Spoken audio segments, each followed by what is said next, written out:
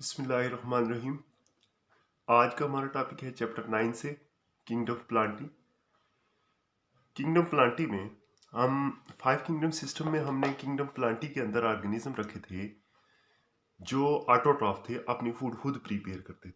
आज इसकी डिस्कस करेंगे डिटेल्स कि किंगडम प्लांटी को फर्दर किस तरह क्लासिफाई किया गया है और उसकी क्या कैरेक्टरिस्टिक्स हैं। सबसे पहले इस किंगडम को जब हम स्टडी करेंगे तो इसकी ओरिजिन की बेस पे हम स्टडी करेंगे। इसे कहते हैं फाइलोजेनेटिक सिस्टम ऑफ क्लासिफिकेशन, जिसमें डिफरेंट ऑर्गेनिज्म का रिलेशनशिप देखा जाता है according to mode of origin. तो इस चैप्टर को जब हम पढ़ेंगे तो इसमें सबसे पहले जो इवॉल्व हुए प्लांट उनको स्टडी करेंगे। उसके बाद फिर उसके अंदर जो जो मॉडिफिकेशन आती गई और न्यू प्लांट डेवलप होते गए वो चेंजिंग हम डिस्कस करेंगे। तो लिहाजा फाइलोजेनेटिक सिस्टम ऑफ क्लासिफिकेशन ऐसा सिस्टम है क्लासिफिकेशन का जिसमें ऑर्गेनिज्म की रिलेशनशिप को देखा जाता है अकॉर्डिंग टू देयर ओरिजिन। तो किंगडम प्लांटी की कुछ करेक्टरिस्टिक्स हैं जो हमने पढ़ी थी चैप्टर 5 में। वो ये थी कि all plants are eukaryotic, they have true nucleus, autotrophic, they can synthesize organic food from inorganic material, and they are multicellular, composed of more than one cell. They are non-motile and develop from embryo. This ability that they develop from embryo separate them from algae. इसके अलावा इनकी जो cell wall है वो cellulose से मिलकर बनी होती है। अभी तक जो प्लांट की स्पीशीज डिस्कवर हुई हैं 3,60,000 प्लांट स्पीशीज स्टिल डिस्कवर हुई हैं। तो ये कुछ करेक्टरिस्टिक्स थी कि प्लांट की क्या क्या करेक्टरिस्टिक्स हैं। इसके बाद इसको हम टू ब्रॉड क्लासिफिकेशन के अंदर हम इसको स्टडी करेंगे। इसकी ब्रॉड क्लासिफिकेशन टू है, एक ब्रायोफाइट्स हैं and tracheophytes. Bryophyta and tracheophyta. Bryophyta के अंदर वो प्लांट शामिल होंगे जो नॉन वेस्कुलर होते हैं। नॉन वेस्कुलर से मुराद हैं कि उनके अंदर वेसल्स नहीं होंगी, जाइलम फ्लोएम एब्सेंट होती हैं, लिहाजा ये स्मॉल साइज के होंगे। जबकि ट्रैक्योफाइटा हैं वो वेस्कुलर होंगे, जिनके जिनकी वेसल्स जाइलम और फ्लोएम प्रेजेंट होती हैं, उन्हें हम ट्रैक्योफाइटा कहते हैं। और जो ब्रायोफाइटा है उसके अंदर लिवर वॉट, मोसिस और हॉर्न वॉट आ जाएंगे। लिवर वॉट हेपेटिकोप्सिडा है, मोसिस के अंदर मोस्काई आ जाएगा और हॉर्न वॉट के अंदर एंथ्रोसियोप्सिडा है। इसके अलावा ट्रैक्योफाइटा की इस तरह क्लासिफिकेशन है, देखेंगे सबसे सिंपल कौन सी है और कॉम्प्लेक्स कौन सी है। सबसे पहले हम ब्रायोफाइटा को डिस्कस करेंगे कि कुछ इसकी मेजर करेक्टरिस्टिक्स क्या है। ब्रायोफाइटा जिसमें वेस्कुलर बंडल नहीं होते, उसकी कुछ करेक्टरिस्टिक्स फीचर हैं, वो देखेंगे क्या करेक्टरिस्टिक्स फीचर हैं ब्रायोफाइटा के। सबसे पहले करेक्टरिस्टिक्स फीचर है कि फर्स्ट लैंड प्लांट्स हैं। इससे पहले जो थे वो वाटर में रहते थे। फर्स्ट लैंड प्लांट थे जो कॉलोनाइज हुए लैंड पे। और जिस तरह हमने एल्जी में पढ़ा था कि green algae are ancestor of plants, so these are the bryophytes evolve from green algae. इनका हैबिटेट डेम्प शेडी प्लेसेस होता है। ये वाटर लविंग होते हैं, जहाँ मॉइस्ट प्लेस है वहाँ ग्रो करेंगे, ये ड्राई लैंड पर ग्रो नहीं करेंगे। इसके बाद तीसरी इनकी करेक्टरिस्टिक्स ये है, they devoid. Devoid mean lack conducting vessel. Xylem and phloem इनके अंदर नहीं होती वाटर ट्रांसपोर्टेशन के लिए और फूड ट्रांसपोर्टेशन के लिए। इनमें डिफियन और ऑस्मोसिस का प्रोसेस है, उसके ज़रिए से फूड और वाटर मूव करते हैं इन द बॉडी। इसमें पूरी जो बॉडी की सरफेस है वो वाटर को एब्जॉर्ब करेगी बॉडी सरफेस के ज़रिए से। और दूसरी बात यह है कि इनकी बॉडी कवर्ड होगी क्यूटिकल से, थिन क्यूटिकल होगी, जिस ताकि वाटर लॉस से बचेंगे। इसके बाद ये जो ब्रायोफाइटा हैं इनको एम्फीबियन ऑफ प्लांट भी कहते हैं। एम्फीबियन वो ऑर्गेनिज्म होते हैं जो वाटर में भी रह सकते हैं और लैंड पर भी रह सकते हैं, लेकिन उन्हें रिप्रोडक्शन के लिए वाटर चाहिए होता है, तो लिहाजा इन्हें एम्फीबियन ऑफ प्लांट कहते हैं। ये शॉर्ट क्वेश्चन आता है कि why bryophytes are known as amphibian of plant, because they need water for reproduction. इसके अलावा ये अल्टरनेशन ऑफ जनरेशन शो करते हैं। अब ये है कि what is alternation of generation, इसको हम डिस्कस करेंगे। अल्टरनेशन ऑफ जनरेशन ये होता है कि एक प्लांट अपनी लाइफ के दौरान, लाइफ साइकिल के दौरान, कभी गैमीटोफाइट होता है, गैमीटोफाइट से कन्वर्ट होकर स्पोरोफाइट बनता है और स्पोरोफाइट कन्वर्ट होकर गैमीटोफाइट कन्वर्ट हो जाता है। In case of bryophyte, gametophyte is dominant, independent and free living. इसकी जो बॉडी है उसे थाइलाइड कहते हैं। थाइलाइड ऐसी स्ट्रक्चर को कहते हैं जिसके true root, true stem, true leaves ना हो।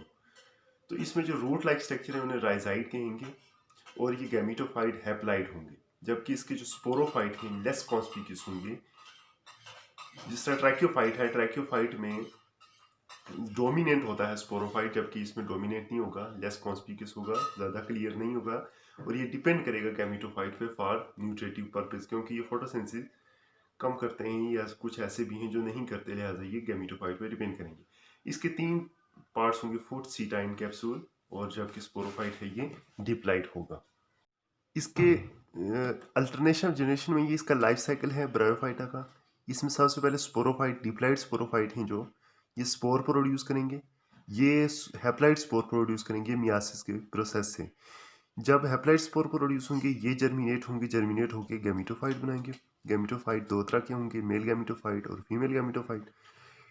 मेल गैमेटोफाइट को एंथ्रीडियम कहते हैं और फीमेल गैमेटोफाइट को आर्चिगोनियम कहेंगे। एंथ्रीडियम के अंदर एंथ्रोजाइड प्रोड्यूस होंगे, एंथ्रो और आर्चिगोनियम के अंदर एग प्रोड्यूस होंगे। जो एंथ्रोजाइड हैं ये मोटाइल हैं, जबकि एग हैं ये नॉन मोटाइल हैं।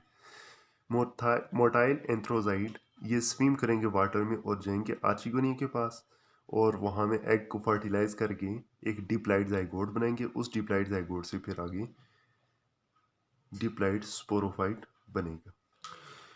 ये जो सारा मैकेनिज्म है इसे अल्टरनेशन ऑफ जनरेशन कहते हैं, जिसमें स्पोरोफाइट गैमेटोफाइट में कन्वर्ट होता है, गैमेटोफाइट स्पोरोफाइट में कन्वर्ट होगा। इसमें जो अल्टरनेशन ऑफ जनरेशन है इसका फ़ायदा ये होगा कि इसमें जेनेटिक वेरिएबिलिटी आती है, चेंज आती है, और जो बेस्ट कैरेक्टर होती हैं नेक्स्ट जनरेशन में वो डेवलप होती हैं। और selection for the best genetic makeup, ताकि वो प्लांट सर्वाइव कर सकें न्यू इन्वायरमेंटल चेंजेस के साथ।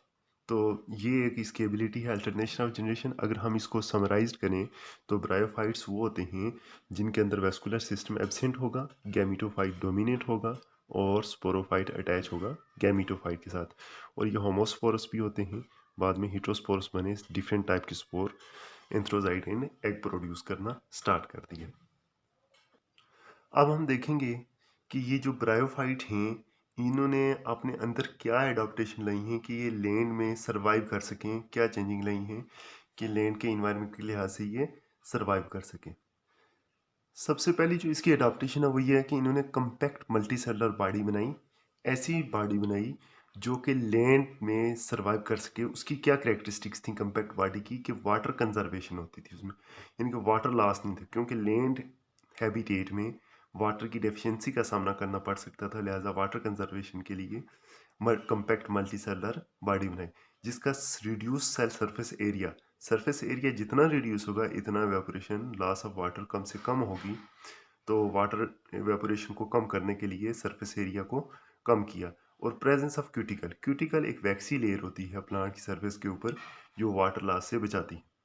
दूसरी जो एडाप्टेशन की वो थी फोटोसिंथेटिक टिश्यू इन्होंने स्पेशल चैम्बर में बनाई, क्योंकि जब फोटोसेंसिस होती है कार्बन डाइऑक्साइड एब्जॉर्ब होगी, जब कार्बन डाइऑक्साइड एब्जॉर्ब होगी तो उसके साथ साथ वाटर भी लॉस होने के चांसेस होते हैं, चूँकि स्टोमेटा ओपन होंगे। तो लिहाजा इन्होंने स्पेशल चैम्बर बनाया जिसके अंदर कार्बन डाइऑक्साइड एब्जॉर्ब होती थी और उसको वो यूज़ करते थे for the purpose of photosynthesis. इसके अलावा तीसरी एडाप्टेशन थी कि इन्होंने राइजाइड बनाई, रूट लाइक स्ट्रक्चर बनाई, ताकि वाटर को एब्जॉर्ब भी किया जाए और लैंड में इनकरेज किए वो, यानी कि ज़मीन में धंसने के लिए, सपोर्ट के लिए राइजाइड बनाई, रूट लाइक स्ट्रक्चर। चूँकि वाटर में इसकी ज़रूरत नहीं थी और लैंड इन्वायरमेंट में इसकी ज़रूरत थी, लिहाजा इन्होंने राइजाइड बनाई। इसके अलावा हिट्रोगेमी कहते हैं 2 डिफरेंट टाइप की गैमेट्स बनाना शुरू किए, एक मेल गैमीट मोटाइल स्पर्म और female gamete non motile egg बनाना शुरू किए, जिसकी वजह से वेरिएशन आई और बेटर कैरेक्टरिस्टिक्स इनमें डेवलप होना शुरू हो गई। इसके बाद इन्होंने जो मल्टीसेलर एम्ब्रियो, वो प्रोटेक्टेड मल्टीसेलर एम्ब्रियो बनाया within the female reproductive body known as archegonia. जिस तरह हमने अल्टरनेशन ऑफ जनरेशन में देखा था कि एंथ्रोजाइड आर्चिगोनिया के अंदर जाके एग से मिलता है और आर्चिगोनिया के अंदर ही एम्ब्रियो बनता है, प्रोटेक्टेड होता है वो, लिहाजा वो एम्ब्रियो सर्वाइव करता है। इसके अलावा इसकी जो थी अल्टरनेशन ऑफ जनरेशन कि गैमेटोफाइट और स्पोरोफाइट को अल्टरनेट करती थी, जिसकी वजह से उसमें जेनेटिक वेरिएशन आती थी और सर्वाइव करने के चांसेस मैक्सिमम होते थे। तो ये थी लैंड एडाप्टेशन ऑफ ब्रायोफाइट्स, और ये भी लॉन्ग क्वेश्चन के लिए इम्पॉर्टेंट टॉपिक है। अल्लाह हाफिज़।